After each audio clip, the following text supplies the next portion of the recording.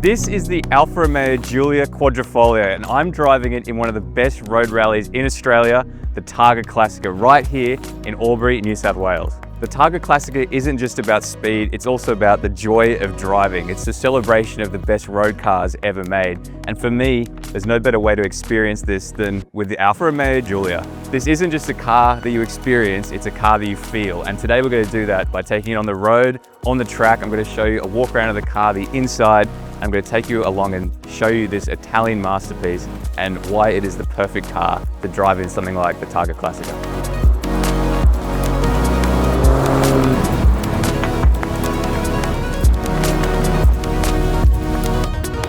But before we hit the road, we have to talk about how gorgeous this car looks. Is this not the best looking sedan money can buy? Come around the front. These new updated daytime running lights look so mean. I mean, you would not want to see this car in your rear view mirror, but there's also a lot of function over this beauty. We've got carbon fiber front splitter, carbon fiber side skirts, and then it continues on the roof. And at the back, a lovely little carbon fiber rear lip spoiler. And can we take a moment for the back of this car? It's so aggressive with this huge real rear diffuser and the quad exhaust pipes that give you the most magnificent Italian sound.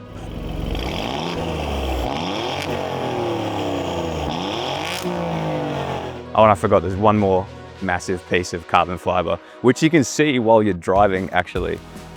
The entire thing is carbon fiber. I don't know if you can see that, but it is so insanely lightweight. There's also a 2.9 litre twin turbo V6 sitting under here with 375 kilowatts of power, so it's just chilling. I'm going to show you that later. We'll talk about it more in the driving impressions. But then there's this, the Quadrifoglio, the 4-leaf clover. You'll see it on the side of so many Alfa Romeos to symbolise these are the special ones. It harks back to racing heritage, a legacy, and so much more. And today, this badge still represents the best of Alfa Romeo. It's a sign that this car isn't just about the numbers, it's about passion and the joy of driving. Now, let's jump inside, because if the exterior is all about passion and good looks, then the interior is good looks with control. It puts you in control with some key features. And when you jump inside, the first thing that you realize is how comfortable these carbon fiber bucket seats are. They're not too aggressive, they're good enough to keep you nice and comfortable in the seat. Then you're greeted by a red start engine, stop engine button. When you turn it on, one of the best looking driver's displays in front of you. And then you realize how much carbon fiber is in the interior of this car as well. It's not just on the exterior, hidden under paint like the bonnet. You've got exposed carbon fiber up here on the dashboard, which catches your eye every single time you're driving. You still see that carbon fiber bonnet in front of you. The carbon fiber center console, actually a good amount of storage in here. I've been keeping my cameras in here all weekend, as you can see. Wireless charger, big cup holders, big enough for a good sized water bottle, enough USB-C ports and functional climate control buttons, which I really like. The infotainment screen is the right size. They haven't chucked a massive tablet up here on the dashboard. You still get Apple CarPlay. And yeah, it's a really nice place to sit. A lot of functional buttons, and the driving position and outlook is just one of the best. Oh, and I have to mention, the headroom. You're not going to smash your head when you put a helmet on, which we might find out later in this video. It's a really comfortable place to sit, and I'm looking forward to doing some big Ks today, so I reckon we get on the road.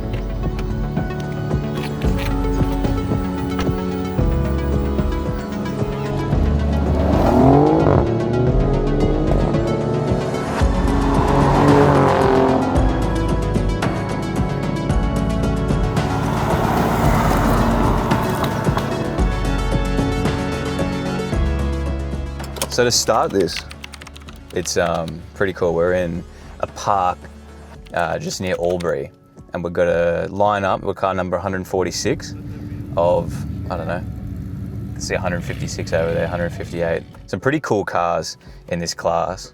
We're sort of in the modern car class. The Alfa definitely feels at home, which is cool. It's not always that it feels like that. Away we go. Starting Targa Classica in the car park.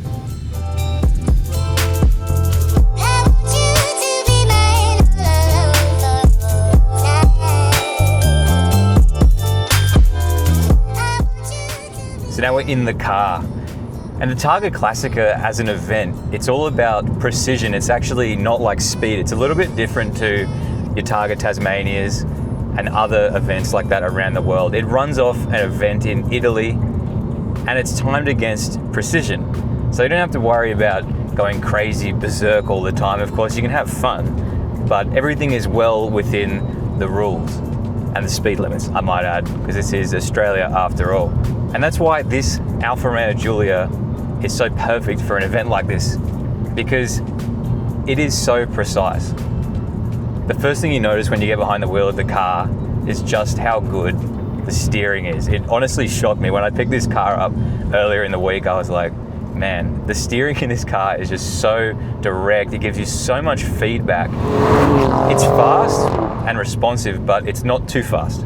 It's not gonna jolt the passenger around. It's not gonna make you uncomfortable as a driver.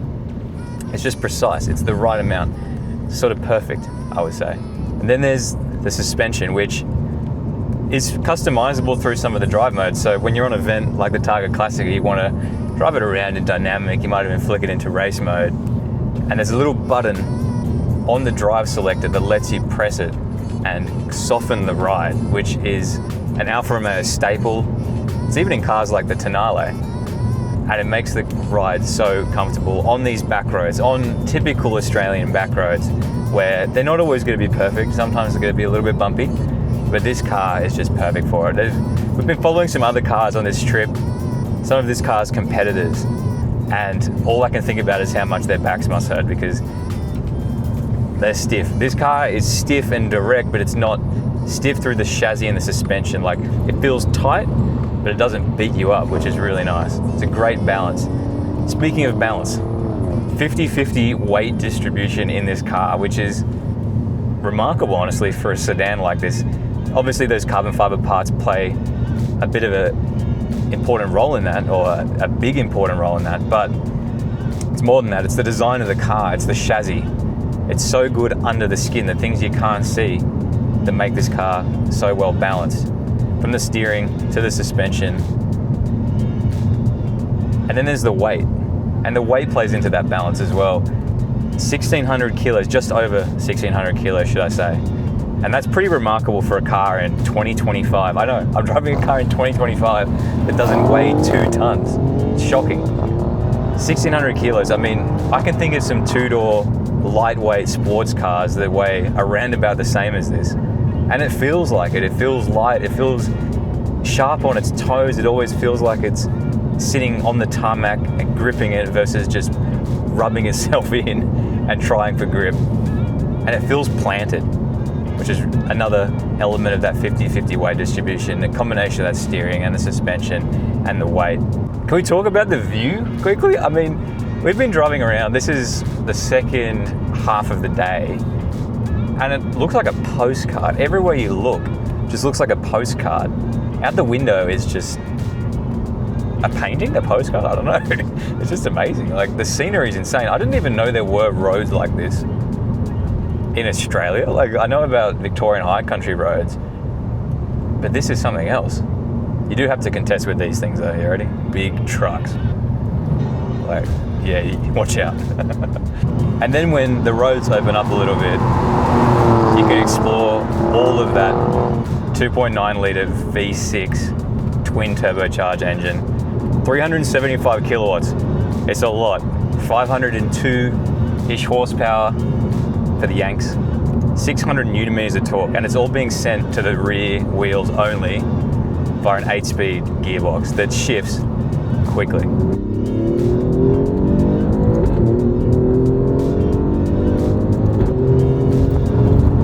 This engine is basically, they won't necessarily tell it to you, but it's essentially a Ferrari California V8 that they've lopped 2 cylinders off. And truth be told, I think it might even sound better than that car. It has the perfect blend of raspiness and throatiness, and then it kicks it down and it's just, listen to that. Listen to that. And when you add this engine to this suspension with this steering, you end up with a car that's not clinical. This is not a car that's all about the numbers. Of course, the numbers are outstanding and they jump off the page, but it's a car that you connect with. But there's only so much you can learn about a car on the street, and the best place to figure out what a car can really do is on the track. And thankfully, the Targa Classica is not just about beautiful road drives, it's also about track time. So they've included a little bit of a track session for us, and I'd love to take you guys along and figure out what this car can really do. So I've got up my performance gauges here on the infotainment screen, and there are some rules today because we're not running helmets, so we have to stay under a certain speed, and you can't go nuts, and you definitely don't want to be the person that shunts it. Now, Alfa Giulia on the track. So I've put it into race mode, which tightens everything up, and I've put the suspension in its stiffest setting. And this 8-speed gearbox already is really impressing me. And this track is too. Super fast and flowing. Perfectly suited to this car. And wow, that suspension, when it's stiff, is great. In race mode, everything pretty much switches off. It's just you in the car. The exhaust gets louder, and that limited slip diff starts doing its magic. And the brakes, very strong through this double apex. Fighting for grip, but it's got it. And that engine just sounds so good. Steering is so sharp. This is so much fun. I never thought I'd be doing a road drive and then ending it with a track day session.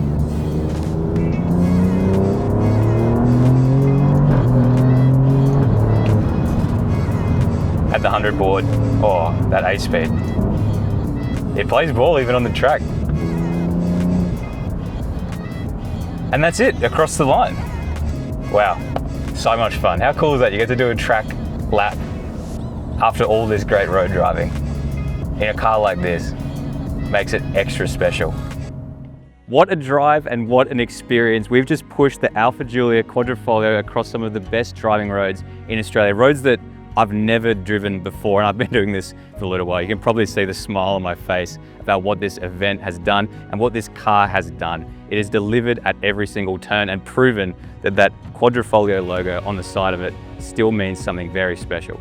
I think from doing this event, what I've realized is the Targa Classica isn't just about speed and precision. It's a culmination of all these things, but the most important thing is having fun in a car like this that keeps you engaged along the whole journey. The Alfa Romeo Giulia is fast. Yes, it has over 500 horsepower, but it's also perfectly balanced with a 50-50 weight distribution, and that 2.9 litre twin-turbo V6 just sings along during the whole entire journey. It's also comfortable. I think that's one thing that's really stood out to me on this road drive, is just how you can dial that suspension back when you're in the sportier modes and save your back along the way. And it just encourages you to keep on driving. This isn't just a great sports sedan, it's one of the best driver's cars on the planet. And today it's proven that that 4-leaf clover on the side still stands for something special. If you've liked this video, don't forget to hit that like button down below, hit the subscribe button, and let us know where you would take the Alfa Giulia Quadrifoglio.